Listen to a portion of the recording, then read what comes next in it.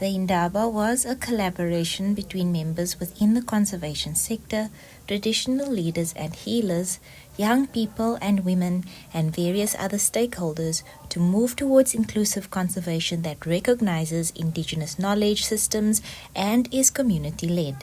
According to chairperson of the Sandparks Board, Pam Yako, it was a successful 3 days.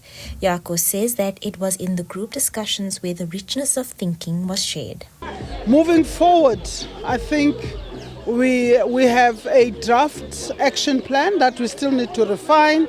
But the important thing, there are certain things that we spoke about, the issue of expanding our conservation areas, issues about looking at enabling policy and legislation to take us forward, addressing economic thrivability, in putting into the process indigenous knowledge systems, and ensuring that the whole process is community-led and benefit, as well as specific groups like the young people, the traditional healers, as well as women can also find expression from this.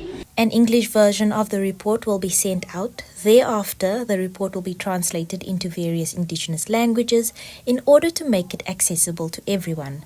For Yako, the exhibition where SMMEs could showcase their work and network with potential clients stood out. We showed that the biodiversity economy, what you can do and what is possible.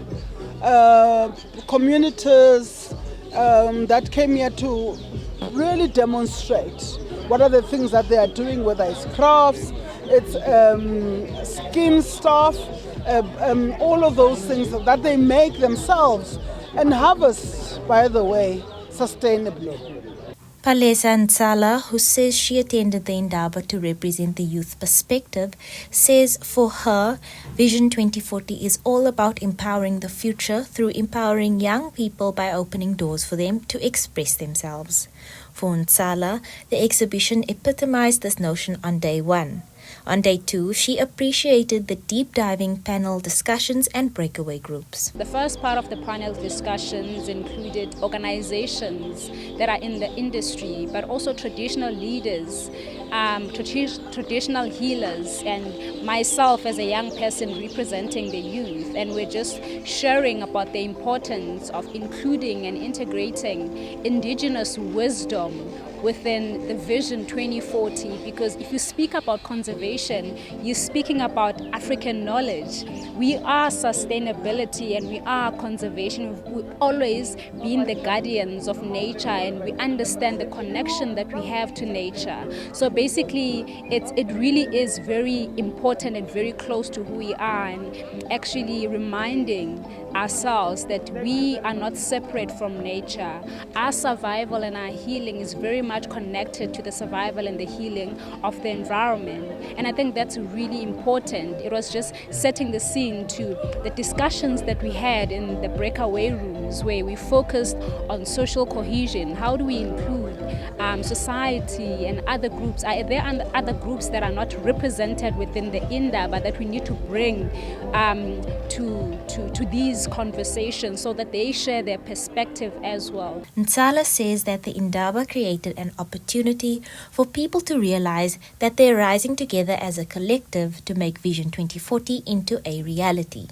She says she is filled with gratitude and hope for the future, knowing that the youth are being included in this conservation conversation. It's really amazing to be included in these conversations, because sometimes as youth we feel like our voices are not heard. We always shout and be like, can you include us? But we've realized that we're not going to be asking to be included in the tables. We're building our own tables now, and then we are saying collaborate with us as part of the partners, not just for skills development, but also for empowerment and for us to have an input in the vision and implement it and make it a reality.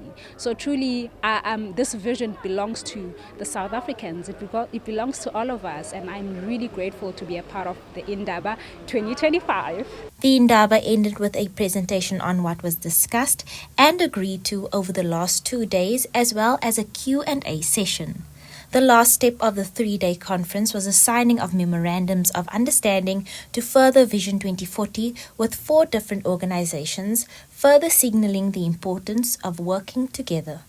This inaugural Indaba was labeled a milestone for people in harmony with nature, championing prosperity. Reporting for MPK TV News, I'm Taron Welman in Indaba.